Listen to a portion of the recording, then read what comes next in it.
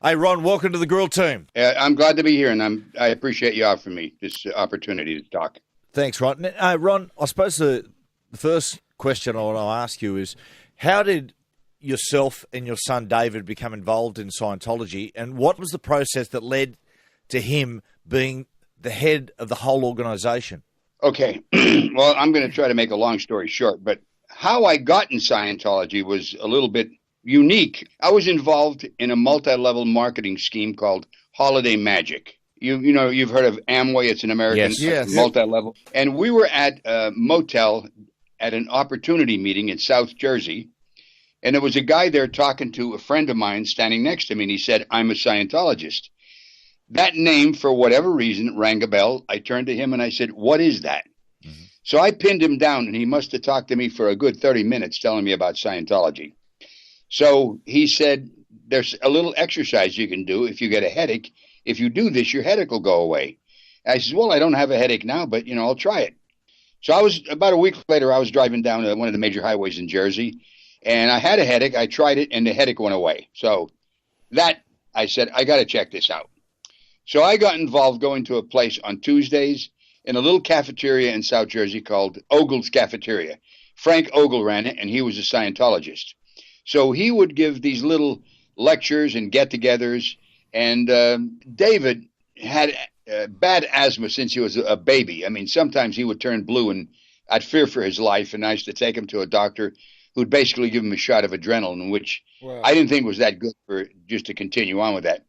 So I said to Frank, I said, "Listen, could you help David with his asthma, with some counseling or auditing, as they call it?" I took him down to his place. David went in session with him. 45 minutes later, he came out smiling, bright, cheery. I said, how's it going, Dave? He says, "Man, I'm handled. I'm cured." Wow. And at that moment, we thought it cured his asthma. Actually, it put it in remission because he's had attacks after that, but never as serious. That was his epiphany. Wow. That was the moment in his life, as far as I'm concerned. He decided, I got to do something about this. Anyway, that got me so interested. I went to a mission, which was in Cherry Hill, New Jersey, and got my whole family in. For you and David, Ron, that's a long way from a little cafe in New Jersey to suddenly David is the most powerful man in Scientology. What was it? Was he nurtured by someone very important, Ron L. Hubbard himself? When he was 16 years old, I come home from work and he's laying in his bed, holding his head in his hands. And I said, "Hey, what's up, man?" He says, "Listen, Dad, I can't stand going to school. All the kids here around me take drugs." He says, I just don't want to get involved in this. He says, "I'd like to join the Sea Organization and help L. Ron Hubbard." And I thought to myself, well, he's 16. If he has this strong of a purpose, and by the way, he became a very good auditor. I was only 17 when I joined the Marine Corps, and of course, that changed my life. And I thought, well, this may be what he wants to do. So "Listen, kid," I said, "I'll help you out whenever way I can." So I bought him some clothes, gave him some money, and put him on an airplane when he was 16, and he joined the Sea Organization. Now, from that point forward, it was a slow process that started to evolve. And when L. Ron Hubbard died in 1986, I think he saw the opportunity to run for pay dirt. And I'll tell you what happened just prior to that. He had such a severe asthmatic attack that he ended up in the hospital in the emergency room. And a friend who took him there told me that David said to him when he went to pick him up to take him home, he said, "Paul, I just realized that power is not granted. It is assumed." And at that point, he started to run for pay dirt. And that's when he started pushing people out of the way. And he rose to the top on his own. He was not appointed to that position. So your son now is in charge. How worried are you about him? Are you thinking back to that day where he was nearly 16 and you gave him the sort of the green light, if you like, to go ahead? Are you regretting that day now? You can't live a life of regret. It produces having regretted something. There's no end product in sight. Had I known it would be turning out this way, I don't know. I may have said, "Hey, listen, kid, why don't you train to be a photographer?" Because he was interested in that. But with the information I had at that point, I thought it was a good idea. He was good at Scientology. He was good as an auditor. So I just can't regret that decision. Do you see what I'm saying? Yeah. What is an auditor? What can you just explain that to us? So if he's good at, like you said, what sort of skills did he need? And give us an example, please. here's what an auditor, and if I would say a counselor, that may mean more sense to most people. Yes. In other words, it's somebody who talks to another person to help them in some aspect of their life with communication. Okay? Yes. But in Scientology, in order to audit somebody, you have to develop, and it's laid out precisely, a certain set of skills or a certain attitude that you have when you're dealing with the person.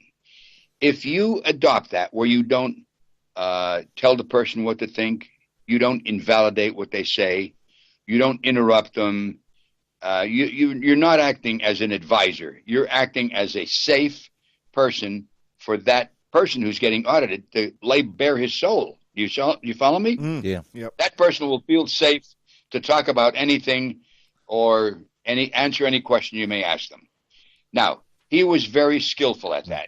And if you can do that, you really help people out. So that's why I say he was a skilled auditor. Once a person bears their soul and tells, people like your son everything they know, powerful people in Scientology like John Travolta and Tom Cruise, has that auditing process of the information that they've been given, is that used against them to keep them in the organization? Well, I'm going to tell you something, guys. When you go in an auditing session, everything you say is recorded and it's videoed. Yeah, okay. I was raised a Roman Catholic, and when I was a little kid, I remember going to see a priest, and I'd say I did this and that, and he'd say, okay, say 5 Our Fathers, 5 Hail Marys, and you're forgiven. And I felt quite good, because you kind of clean up yourself and you walk out feeling that's a fresh start. That priest didn't have a video machine there, Gotcha. and he didn't have a tape recorder to tape everything and listen to your voice, and then say to you, well, I'll tell you what, your sins are forgiven. But, man, if you ever come out and say anything about us, we're going to use these goddamn things on you. Well, Yeah, that's And if you come out and you have any critical thoughts, then we're going to make a website up where we're going to character assassinate you. And the church does that in so many words. Well, Ron, you could have had it so good. I mean, your son is at the top of Scientology. Why did you get out? What did you see that got you out of it? All right. First off, I joined the C organization in 1985. That would be like the elite. That would be the equivalent to the priesthood in the Catholic Church. Okay? Yep.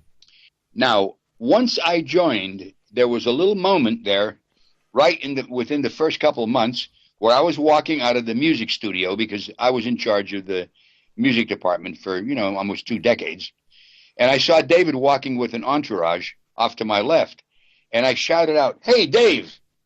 And he turned around and gave me a look that said, "You better not pull that crap on me, man, because on this base, you're another staff member. You're not my father." Wow. And that's how it was.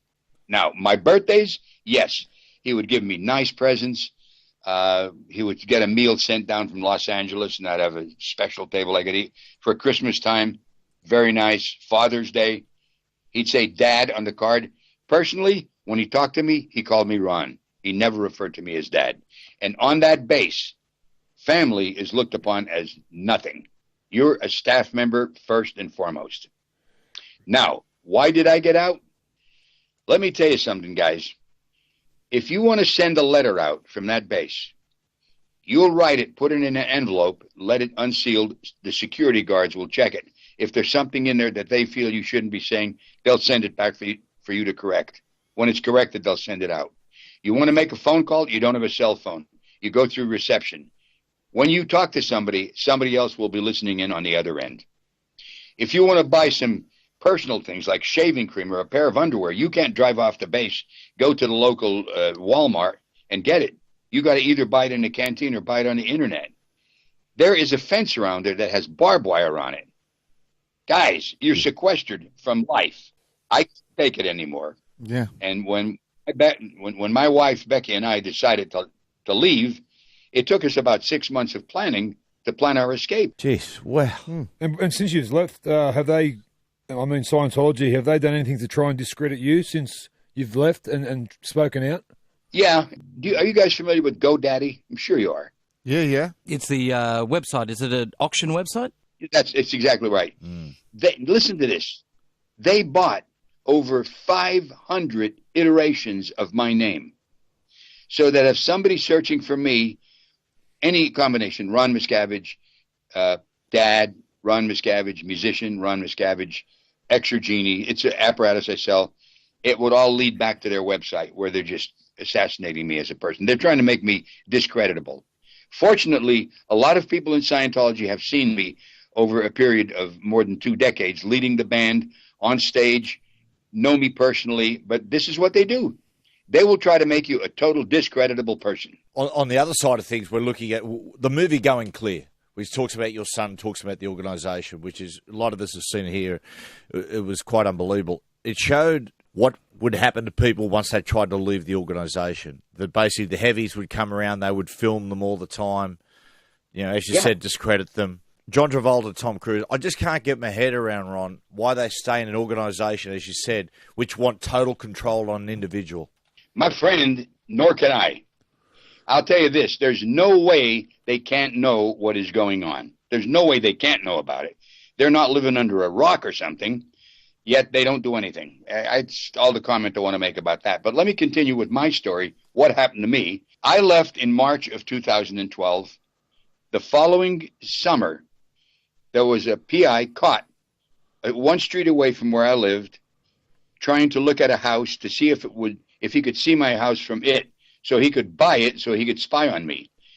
I had 2 guys follow me around, getting paid $10,000 a week, and sent back reports from 8 in the morning till 8 o'clock at night. Wow. Unbelievable. So this guy was looking at this house, and a lady in the neighborhood thought, this guy looks suspicious. So she called the West Dallas police. The police come out and started questioning him, and he started being a little bit of a wise ass. So Nick Pye, that was the guy that questioned me, says, hey, man, you're under arrest. Can I look in your trunk? The guy said, sure. He gave him the key. That car was parked next to my house. He went in the trunk, and in that trunk, there was 5 handguns, 5 license plates from different states, an 18-millimeter rifle, a .22 caliber assault rifle, and a silencer fixed up to that, and over 1,000 rounds of ammunition. Jeez. That's what they found in the trunk. By the way, if you guys want, just write to the West Dallas Police. This is public domain. You can get that. And then when they question these guys at the police headquarters, the son, Daniel Powell, at one point in his interview, and as I say, you can get these, he said at one point the target, they referred to me as a target, looked like he was having a heart attack. He bent over and grabbed his left chest. So we called our contact, and within a few minutes, David Miscavige got on the phone, identified himself, and said, look, if it's his time to die, let him die. Oh. Don't intervene. Don't do anything. That's your son. When's the last time you spoke or saw your son, David? In 2012, just before we left, maybe about a month. He had come down to where we were finished eating at lunch one day, and he spoke to me for a bit. But I called, and I tried to talk to him, and they put an attorney on the phone, and the attorney said, David doesn't want to talk to you. He doesn't feel he could trust you. Wow. God. He doesn't feel he can trust me. Wow. Well, Ron, we really appreciate your time this morning. You've been very generous with us. Mate, we just wish you all the very best into the future, mate. And hopefully one day you and David can reconcile. Appreciate your time.